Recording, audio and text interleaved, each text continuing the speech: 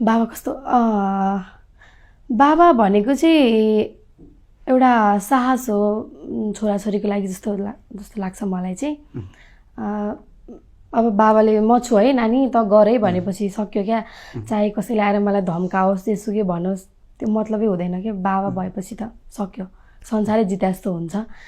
त्यो भएर बाबा चाहिँ प्रेरणा दिने, हिम्मत दिने टाइपको हुनुपर्छ, एकदम माया गर्ने। बाबा यस्तो हो, सबै कुराहरू ठिक छ बाबाको, बोलीचालीदेखि लिएर बाहिरहरूलाई गर्ने व्यवहारहरू सबै राम्रो लाग्छ बाबाको मलाई। उहाँको बारेमा त बुझ्ने हुनु पर्यो,